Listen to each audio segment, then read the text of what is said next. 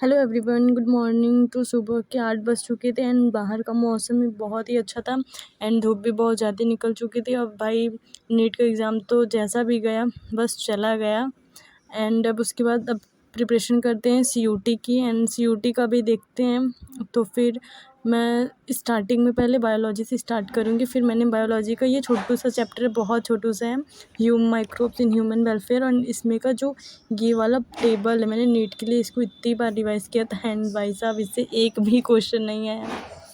और जो भी क्वेश्चन आए थे ना नीट में, मैंने इतना सब एनसीईआरटी पढ़ा था, ये सब डेटा सब कुछ एकदम अच्छे से लर्न किया था। बट क्या ही बोली किस्मत हमारी। एंड ये वाला भी जो है ये मैंने अलग से मैंने मैंने बायोलॉजी को इतनी बार और इतनी अच्छे से रीड किया था कि एक एक पेज, एक एक लाइन, पेज नंबर सब कुछ मुझे एकदम याद था। बट नीट में क्या ही हो गया मेरे साथ। एंड ये वाला तो मुझे लगा था इससे क्वेश्चन तो आएगा ही आएगा, ये हर साल आता है, इसी बार खैर जो हुआ। अब नीट के सीयूटी के लिए प्रिपरेशन करते हैं एंड ये भाई साहब सर बोले थे एकदम इम्पोर्टेंट है, आएगा ही आएगा नीट में। मैंने इसको भी पढ़ा एंड ये जो होता है सीवेज ट्रीटमेंट प्लांट वाला, इसको तो मैंने इतनी बार पढ़ा एंड नोट्स में सर ने जो लिखवाया था उसको भी बहुत अच्छे से रीड किया था एंड बहुत बार रिवाइज़ किया था।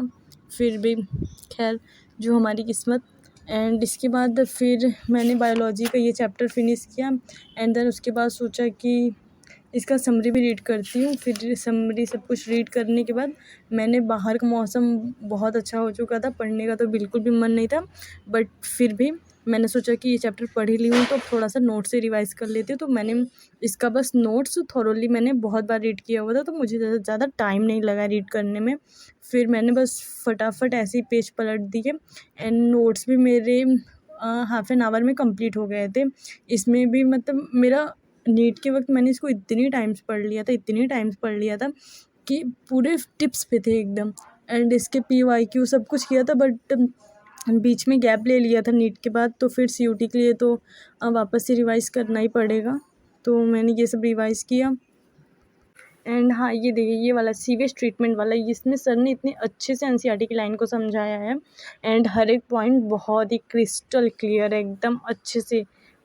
बहुत अच्छा सर पढ़ाते हैं, जो सर हैं अनअकैडमी पे, मैंने अनअकैडमी से कोचिंग किया था एंड लास्ट ईयर और इस साल भी ये मेरा फर्स्ट ड्रॉप था।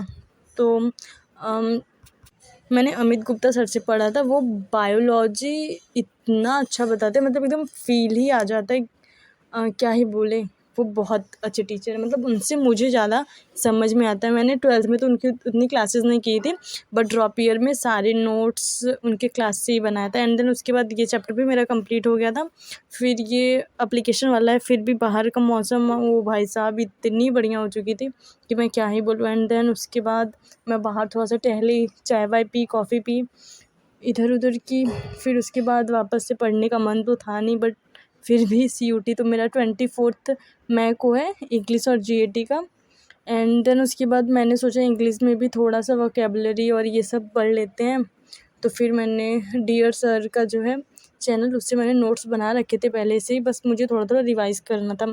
फिर मैंने इसको रिवाइज़ 1-2 बार, ज़्यादा नहीं 1-2 बार कर लिया था बट फिर भी मैंने बस ऐसे ही थॉरली देखा, बस वोकेबलरी और ये सब 1-2 बार। सर इतने अच्छे ट्रिकी तरीके से पढ़ाते ना कि वो लेक्चर करते करते पूरे टिप्स पे हो जाते हैं।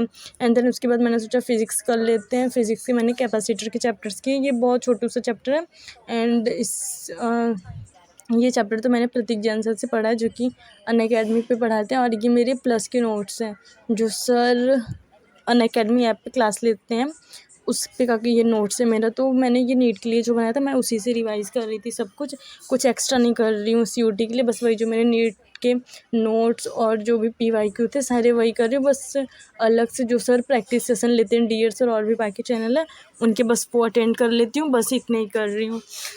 और भाई नीट के लिए तो पढ़ा ही था तो जाहिर सी बात है याद तो होगा ही थोड़ा बहुत, बट फिर भी रिवाइज़ कर लेते हैं। इसमें ज़्यादा प्रैक्टिस मैंने इसके बहुत सारे क्वेश्चन किए हैं एंड देन उसके बाद मैंने सोचा कि अब चलो थोड़ा सा जीएटी का भी प्रैक्टिस कर लेते हैं क्योंकि जीएटी का एग्ज़ाम पहले है मेरा 24 मई को। तो मैंने डियर सर का ये वाला लेक्चर अटेंड किया था एंड सर ने बहुत ही अच्छे तरीके से पढ़ाया है। जब मैं क्लास 10th में थी तो भी मैंने सर से ही पढ़ा था। सर के सारे लेक्चर्स अटेंड किए थे। सर बहुत ही अच्छा पढ़ाते हैं एंड उस टाइम 10th में मेरे अच्छे नंबर आए थे मैथ में, और उसका थैंक यू मैं सर को ही दूँगी, क्योंकि सर की ही वजह से मेरे 10th में बहुत अच्छे परसेंटेज आए थे and it's for 90%। So thank you to dear sir. And इस यूटी के लिए भी मैं डियर सर का ही चैनल प्रेफर करूँगी, क्योंकि ये सर अच्छा ही पढ़ाते हैं एंड इनके जो क्वेश्चन होते हैं मतलब अच्छा होता है, और मुझे सारा समझ में आ रहा था। मैंने जीएटी का नोट्स भी बना लिया था, बस मुझे रिवाइज़ करना है और 6 दिन ही बचे हैं, तो रिवाइज़ करते हैं। एंड देन मैंने ये पूरा लेक्चर किया था, 42 मिनट का था। फिर इसके बाद ये मतलब सर ने बहुत ही अच्छा पढ़ाया था।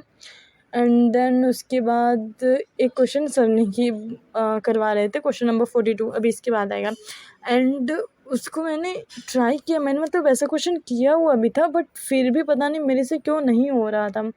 तो आप लोग बताइएगा इसका आंसर क्या है। मैम आंसर आप लोग सॉल्व करके कमेंट करिएगा, मैं इसका आंसर बता देती हूँ लास्ट में।